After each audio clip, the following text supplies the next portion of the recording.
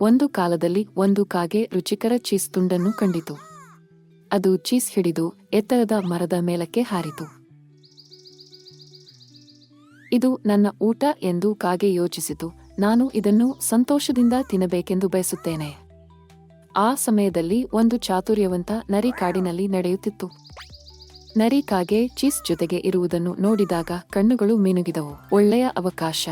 ನಾನು ಕಾಗೆಯನ್ನು ಮೋಸ ಮಾಡಿ ಆ ಚೀಸ್ ಪಡೆಯಬಹುದು, ನರಿ ಯೋಚಿಸಿತು. ನರಿ ಮರದ ಕೆಳಗೆ ಕುಳಿತು ಸಿಹಿಯಾದ ಧ್ವನಿಯಲ್ಲಿ ಹೇಳಿದರು, ಪ್ರಿಯ ಕಾಗೆ, ನಿನ್ನ ರೆಕ್ಕೆಗಳು ಸುಂದರವಾಗಿವೆ, ನಿನ್ನ ಕಣ್ಣುಗಳು ಪ್ರಕಾಶಮಾನವಾಗಿವೆ, ನಿನ್ನ ಸ್ವರವೂ ಸುಂದರವಾಗಿರಬೇಕು. ನನಗಾಗಿ ಹಾಡುವೆನಾ? ಕಾಗೆ ಹೆಮ್ಮೆಯಿಂದ ಹೇಳಿತು. ನಾನು ಹಾಡುತ್ತೇನೆ. ನರಿ ನನ್ನ ಸ್ವರವನ್ನು ಕೇಳಬೇಕು. ಕಾಗೆ ತನ್ನ ಬಾಯಿಯನ್ನು ತೆರೆದಾಗ ಚೀಸ್ ನೇರವಾಗಿ ನರಿ ಬಾಯಿಯಲ್ಲಿ ಬಿದ್ದಿತು. ನರಿ ಚೀಸ್ ತಿಂದು ನಗುತ್ತಲೇ ಹೇಳಿದರು, ಕೆಲವೊಮ್ಮೆ ಚಾತುರ್ಯವಂತ ಕಾಗೆಗಳು ಸಹ ಸುಳ್ಳು ಮೆಚ್ಚುಗೆಯನ್ನು ಕೇಳಿ ಮೋಸಗೊಳ್ಳುತ್ತಾರೆ ಎಂಬುದನ್ನು ಕಲಿಯಿರಿ. ಕಾಗೆ ಲಜ್ಜೆಯಿಂದ ಯೋಚಿಸಿತು, ನಾನು ನನ್ನ ಹೆಮ್ಮೆಯಿಂದ ಅಸಾವಧಾನರಾಗಿದ್ದೆ. ಈಗ ಸುಳ್ಳು ಮೆಚ್ಚುಗೆಯನ್ನು ಗಮನದಿಂದ ನೋಡುತ್ತೇನೆ. ಆ ದಿನದಿಂದ ಕಾಗೆ ಒಂದು ಮುಖ್ಯ ಪಾಠವನ್ನು ಕಲಿತು. ಮೆಚ್ಚುಗೆಗಳು ಸುಂದರವಾಗಿರಬಹುದು, ಆದರೆ ಅವು ನಿಮ್ಮನ್ನು ಅಸಾವಧಾನಗೊಳಿಸಬಾರದು. ವಿಸ್ತೃತ ಚಿನ್ನದ ಮಣೆಮೈದಾನದಲ್ಲಿ ಸೂರ್ಯನು ಬಿರುಸಾಗಿ ಹೊಳೆಯುತ್ತಿದ್ದ. ಮಣೆ ಕಣ್ಣಿಗೆ ತೋರುವ ದೂರದವರೆಗೆ ಹರಡಿತು. ತುದಿಗಳ ನಡುವೆ ಒಂದು ಒಂಟೆ ನಿಧಾನವಾಗಿ ತನ್ನ ಭಾರವನ್ನು ಹೊತ್ತು ಸಾಗುತ್ತಿದ್ದ. ಮಣೆಮೈದಾನ ಶಾಂತವಾಗಿತ್ತು, ಆದರೆ ಜೀವನ ನಿಧಾನವಾಗಿ ಮತ್ತು ಸಮತೋಲಿತವಾಗಿ ಸಾಗುತ್ತಿದ್ದ. ಒಂದು ದಿನ ಅಚಾನಕ್ ಮಣೆಬಿರುಗಾಳಿ ಬಂದಿತು. ಗಾಳಿ ಜೋರಾಗಿ ಬೀಸುತ್ತಿದ್ದಿತು ಮತ್ತು ಮಣೆ ಸಣ್ಣ ಅಲೆಗಳಂತೆ ತಿರುಗುತ್ತಿದ್ದಿತು. ಇತರ ಪ್ರಾಣಿಗಳು ಹೆದರಿಕೊಂಡು ಓಡಿ ಬರುತ್ತಿದ್ದರು. ಎಲ್ಲಿಗೆ ಹೋಗಬೇಕೆಂದು ಗೊತ್ತಾಗುತ್ತಿರಲಿಲ್ಲ. ಆದರೆ ಒಂಟೆ ಶಾಂತವಾಗಿತ್ತು. ಅದು ಜಾಗರೂಕವಾಗಿ ಸುರಕ್ಷಿತ ಮಾರ್ಗವನ್ನು ಕಂಡುಹಿಡಿದು ಇತರ ಪ್ರಾಣಿಗಳನ್ನು ತುದಿಗಳ ಹಿಂದಿರುವ ಸಣ್ಣ ಸುರಕ್ಷಿತ ಸ್ಥಳಕ್ಕೆ ಕರೆದುಕೊಂಡು ಹೋದ.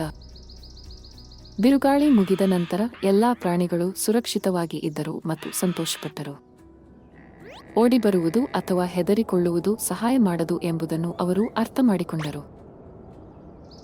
ನಿಧಾನವಾಗಿ ನಡೆಯುವುದು, ಜಾಗರೂಕವಾಗಿ ಯೋಚಿಸುವುದು ಮತ್ತು ಶಾಂತವಾಗಿರುವುದು ಸವಾಲುಗಳನ್ನು ಎದುರಿಸಲು ಸರಿಯಾದ ಮಾರ್ಗ.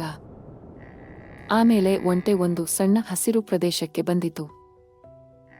ಹಚ್ಚ ನೀರು ಮತ್ತು ಹಸಿರು ಸಸ್ಯಗಳು ಕಾಯುತ್ತಿವೆ. ಒಂಟೆ ನಿಧಾನವಾಗಿ ಕುಡಿಯಿತು ಮತ್ತು ಪ್ರತಿಯೊಂದು ಉಸುಟು ಉಪಯೋಗಿಸಿಕೊಂಡಿತು. ಹತ್ತಿರದಲ್ಲಿ ಕೆಲವು ಮರಳು ಪಕ್ಷಿಗಳು ಹರ್ಷದಿಂದ ಹಾರುತ್ತಿವೆ. ಒಂಟೆ ತನ್ನ ನೆರಳು ಅವುಗಳೊಂದಿಗೆ ಹಂಚಿಕೊಂಡಿತು. ಪಕ್ಷಿಗಳು ಮತ್ತಷ್ಟು ಕಿಚ್ಚಾಗಿ ಹಾಡಲು ಪ್ರಾರಂಭಿಸಿದವು. ದಿನಮುಖ್ಯವಾಗಿ ಮಣೆಮೈದಾನ ಬಿಸಿಯಾಗಿತ್ತು.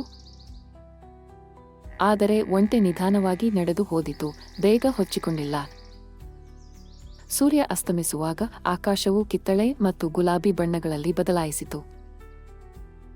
ಒಂಟೆ ವಿಶ್ರಾಂತಿಯೊಂದಕ್ಕೆ ಸೂಕ್ತ ಸ್ಥಳವನ್ನು ಕಂಡು ಕಣ್ಣು ಮುಚ್ಚಿ ಶಾಂತವಾಗಿ ನಿದ್ದೆ ಮಾಡಿಕೊಂಡಿತು. ರಾತ್ರಿ ಆಕಾಶದಲ್ಲಿ ನಕ್ಷತ್ರಗಳು ನಿಧಾನವಾಗಿ ಹೊಳೆಯಲು ಪ್ರಾರಂಭಿಸಿದವು. ತಣಿವಾದ ಗಾಳಿ ಮಣೆಮೈದಾನವನ್ನು ಆರಾಮದಾಯಕ ಮಾಡಿತು.